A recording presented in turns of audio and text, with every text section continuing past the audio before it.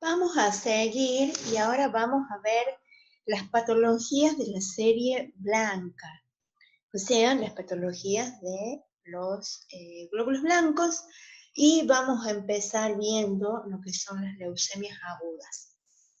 Pero para eso primero vamos a definir qué es una leucemia. La leucemia es una neoplasia que se produce por la transformación maligna de las células hematopoyéticas. Generalmente esa transformación se debe a mutaciones a nivel de las células progenitoras o las células stem cell, lo cual lleva a que haya una proliferación exagerada de estas células malignas que empiezan a invadir médula ósea, empiezan a disminuir el tejido hematopoyético normal y finalmente estas células malignas en general salen a sangre, salen a circulación y nosotros las vamos a poder detectar en sangre periférica.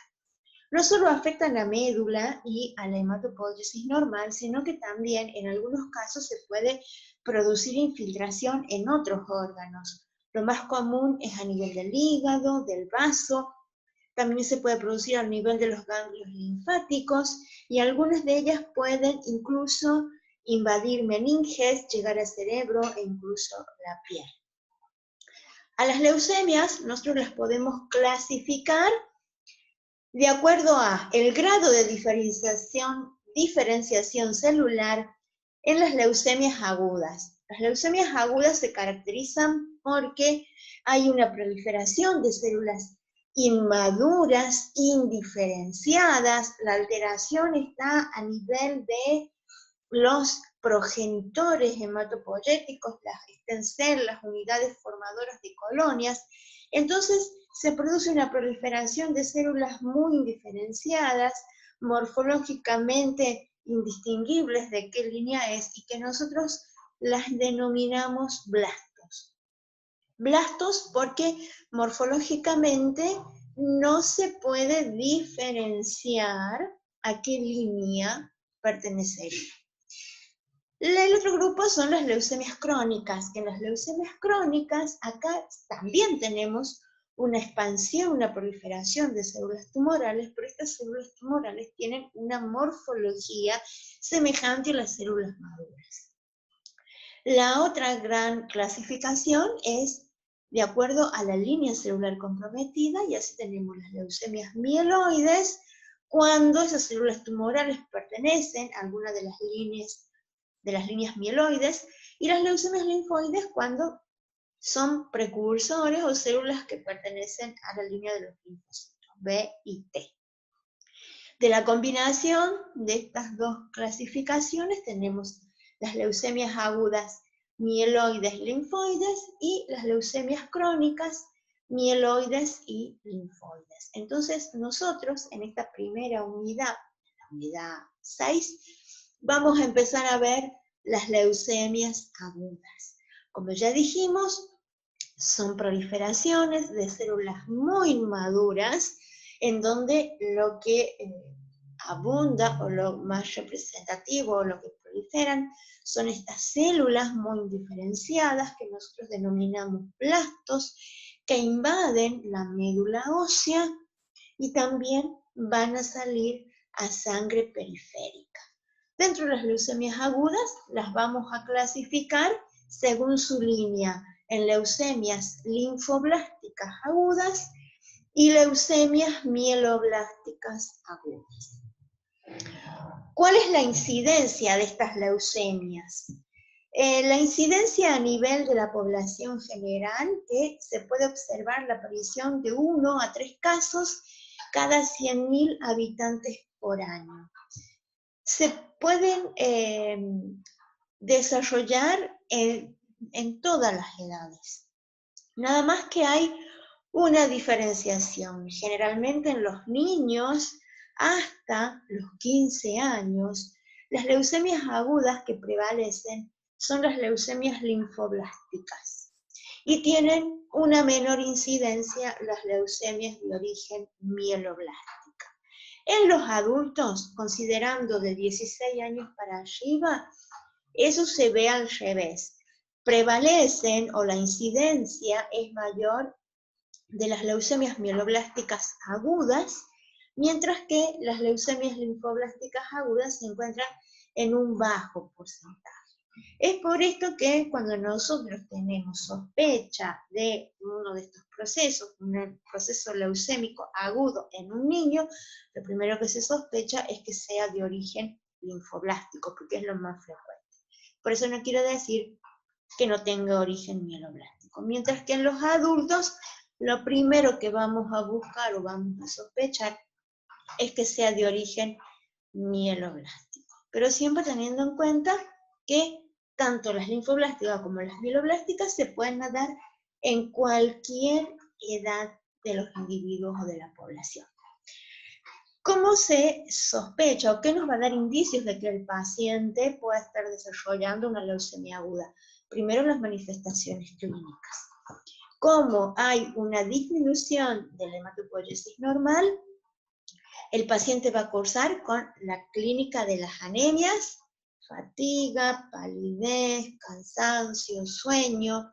Además, va a tener una tendencia al sangrado porque van a estar disminuidas la producción normal de las plaquetas, el paciente puede tener una trombocitopenia, va a tener infecciones recurrentes que lo va a manifestar a través de la fiebre, porque la producción de glóbulos blancos normales también está disminuido, y además, al tener anemia, trombocitopenia, disminución de los granulocitos, también pueden aparecer organomegalias por la infiltración de las células a nivel de otros tejidos. Lo más común es el dolor óseo por la infiltración a nivel de la médula ósea, si al paciente le duelen los huesos, pero también podemos tener esplenomegalia y hepatomegalia, es lo más común. Podemos tener linfadenopatías y otras infiltraciones menos frecuentes, como pueden ser a nivel de las encías, a nivel de piel, y algunas pueden llegar a invadir el sistema nervioso central. Lo más común son los síntomas de anemia, tendencia al sangrado, infecciones recurrentes, dolor óseo, y que puede ir acompañado de espleno y o hepatomegalia. Ante estos síntomas, lo primero que vamos a hacer es un laboratorio. ¿Y qué vamos a hacer? Un hemograma. En el paciente que sufre una leucemia aguda, lo que nosotros vamos a ver en el hemograma es la disminución de la hematopoiesis. Una anemia que, como es por infiltración, por desplazamiento, como vimos, es normocítica, normocrómica, son regenerativas. Una trombocitopenia, las plaquetas van a estar disminuidas, y las leucemias, si bien los leucocitos, la serie granulocítica normal está disminuida, las leucemias se deben a una proliferación de algún componente mieloide o linfoide. Por lo tanto, los leucocitos, por el aumento de esa proliferación de algún componente mieloide, en general los encontramos aumentados. Pero se encuentran aumentados por esa proliferación tumoral de células neoplásicas. En muy baja incidencia se encuentran disminuidos, en algunas situaciones los podemos tener normal, y también en algunos tipos de leucemia los podemos encontrar muy aumentados por arriba de los 100.000. Generalmente la mayoría de las leucemias cursan con leucocitos aumentados, pero un recuento normal o un recuento disminuido no nos quita la sospecha de una leucemia aguda. ¿Qué es lo que nos puede ir orientando más? La observación del frotis, porque nosotros a nivel de sangre periférica vamos a ver que en el 90% de los pacientes que cursan con una leucemia aguda a nivel periférico vamos a observar estas células que son denominadas blastos. Y vamos a ver este tipo de células. Son células de tamaño más grande, algunas pueden ser más grandes, otras más pequeñas, pero tienen un aspecto totalmente indiferenciado.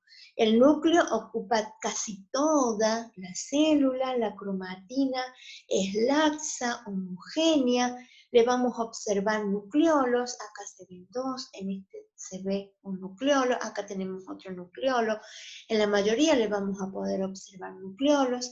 El citoplasma en general podemos decir que es escaso y es basófilo, lo cual nos da idea de una célula muy indiferenciada. Como por la morfología no podemos decir de qué línea es, nosotros las vamos a informar como blastos y se incluyen dentro del recuento de la fórmula leucocitaria. O sea que los vamos a incluir a estos blastos dentro del recuento de 100 glóbulos blancos que nosotros hacemos en la fórmula leucocitaria normal. ¿Cómo se los informa? Como blastos. Y vamos a informar el porcentaje que nosotros observamos en sangre periférica. Y debajo vamos a colocar las otras células que nosotros también observamos, como los neutrófilos, los linfocitos, los monocitos, los eosinófilos y los basófilos. O sea que los tenemos que informar, no solo la observación, sino también qué porcentaje representan dentro de la fórmula leucocitaria relativa. Y también se sugiere que debajo de la fórmula nosotros en las observaciones incluyamos una pequeña descripción de la morfología de estos blastos. Si son muy grandes, si hay una relación núcleo-citoplasma muy alta, si se los observa nucleolos o no, la cantidad de citoplasma que tienen, si es escaso, si es una cantidad intermedia, si es abundante, si la basofilia es leve o es muy intensa, porque eso también va a ir ayudando a que nos orientemos si es una leucemia aguda y va a ayudar y orientar después a diferenciar qué tipo de leucemia aguda podría llegar a ser. También, si se hacen otras pruebas, por ejemplo, las pruebas de coagulación, que ya lo vamos a ver cuando veamos específicamente hemostasia, generalmente las pruebas de coagulación se encuentran alteradas, porque al estar disminuidas las plaquetas, el paciente sufre mayor predisposición a hemorragias y hay mayor consumo de los factores de la coagulación.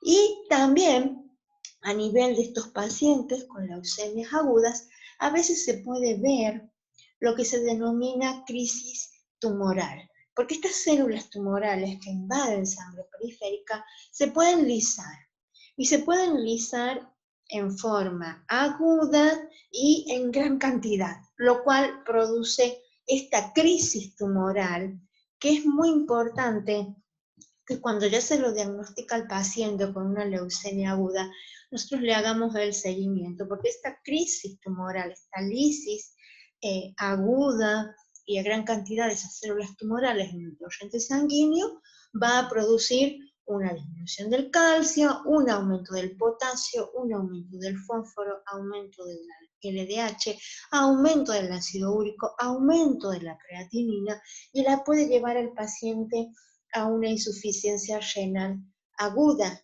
y lo que genera una situación de atención de emergencia del paciente. Por lo tanto, estas determinaciones también es importante.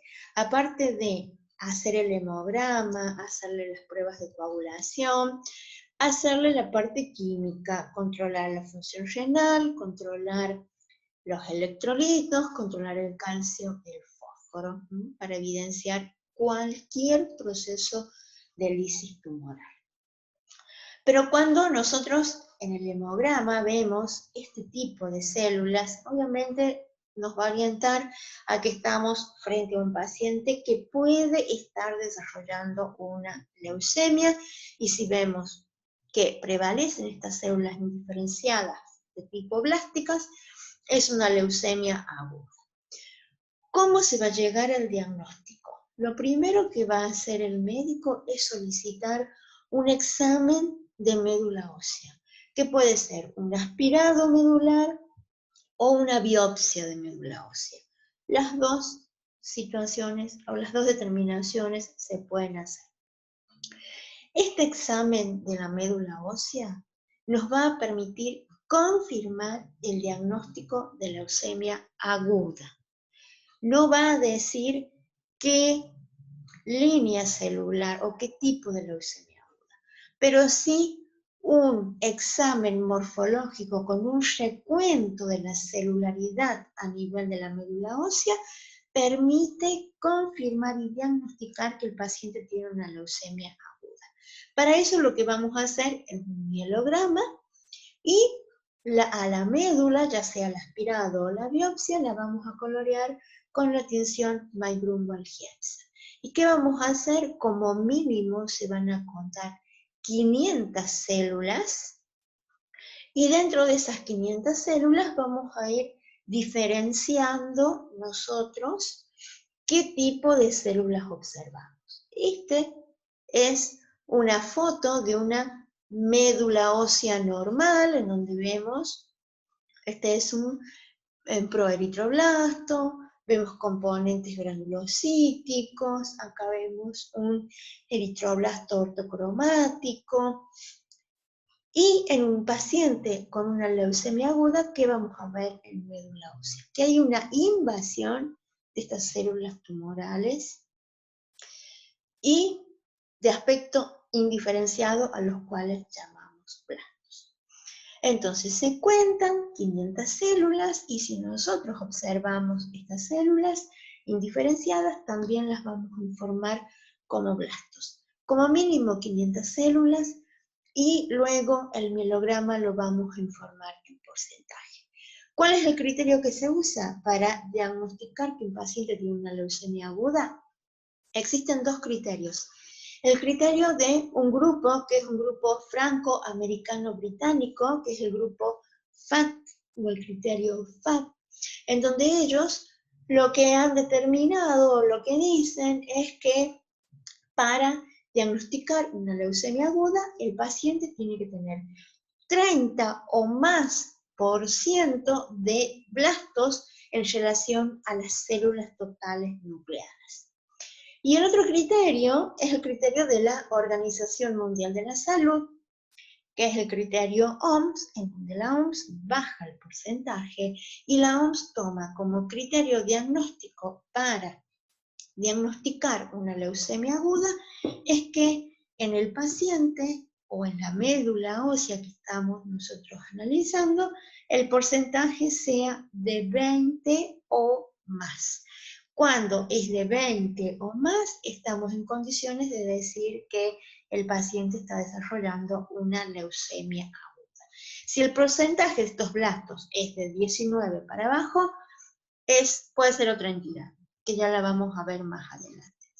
Generalmente lo que se recomienda es el criterio de la Organización Mundial de la Salud, el criterio OMS. Pero también todavía se sigue usando en algunos lados el criterio de la FAP porque es el primer grupo que ha clasificado las leucemias agudas. Pero en la actualidad lo que se recomienda es el criterio que determina la Organización Mundial de la Salud. Entonces, en cuanto al porcentaje de blastos, ese va a ser el primer paso para decir, bueno, el paciente tiene una leucemia aguda. El siguiente paso es determinar qué tipo de leucemia aguda es. Si es mieloide, si es linfoide, y dentro de las leucemias mieloblásticas y las leucemias linfoblásticas, a su vez hay subtipos. Entonces, para eso vamos a utilizar técnicas que nos van a permitir el diagnóstico y la tipificación correcta de una leucemia aguda. Todos estos estudios se hacen a nivel de médula ósea. Y siempre el diagnóstico va a ser a través de un aspirado o una biopsia de médula ósea. El primero, el mielograma. Y después se puede utilizar técnicas para ir evidenciando o diagnosticando el tipo de leucemia, como por ejemplo la morfología, la cual usa la tinción de May-Grunwald y las tinciones citoquímicas, que las tinciones citoquímicas permiten evidenciar alguna estructura, alguna molécula, alguna enzima que está presente en un tipo de célula y me va a ir permitiendo identificar, por ejemplo, linaje. ¿Sí? Esas células tumorales pertenecen al linaje mieloide, al linfoide, al megacariocítico, al eritrocítico, al monocítico, por ejemplo. Y estos criterios son los que ha utilizado el grupo FAB en su primera clasificación para clasificar las leucemias en linfoblásticas y mieloblásticas.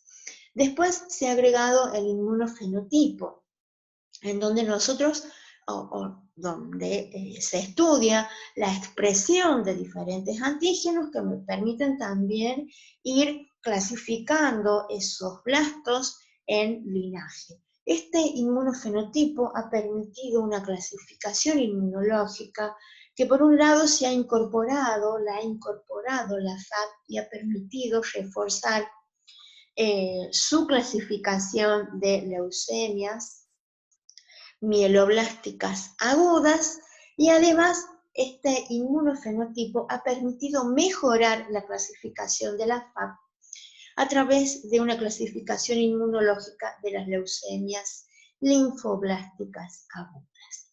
Otro grupo lo que vio es ver la clasificación, la alteración citogenética que ha llevado a la aparición de esas leucemias, y las ha dividido en grupos de acuerdo al pronóstico favorable o desfavorable. Estas tres clasificaciones se han ido desarrollando.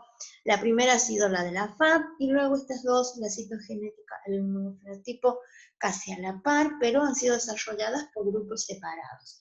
Y finalmente, en el 2001, la OMS es la que toma todas estas clasificaciones, la morfología, la citoquímica, la citogenética y el inmunofenotipo, y genera una clasificación para las leucemias agudas. En primera instancia hace la clasificación para las leucemias mieloblásticas, es a lo que primero se dedica, y luego, ahora en el 2016, tenemos la última revisión de la OMS, en donde ya hay una clasificación tanto de las leucemias mieloblásticas como de las leucemias linfoblásticas. ¿Qué es lo que ha hecho la OMS? Es agrupar todas estas clasificaciones y realizar una clasificación general utilizando la morfología, el inmunofenotipo, el cariotipo, la alteración, la mutación que ha llevado a la aparición de la leucemia, y generar una clasificación común que podamos utilizar a nivel de mundial, a nivel de todos los países a nivel mundial. Entonces, eso ha sido la intención de la OMS. Y además, la clasificación de la OMS también tiene incorporada el pronóstico, o sea, no solo el evento citogenético, sino también incluye si el paciente que tiene una determinada leucemia tiene mejor o menor pronóstico. Todas estas clasificaciones se usan. ¿Cuál es la que más se usa? La más instalada es la de la FAB, que en la actualidad está reforzada por el inmunofenotipo, y también el grupo FAB ha incorporado en algunas de ellas o ha determinado algún evento o alguna alteración genética que se manifiesta en las leucemias. Y la otra clasificación que se usa es la de la OMS, que es la que se recomienda usar en la actualidad, la de la Organización Mundial de la Salud. Entonces, nosotros vamos a ver más en detalle la de la FAB, la clasificación de la FANC, porque es la que se sigue, es la que está más arraigada, y también vamos a ver la clasificación de la ORF.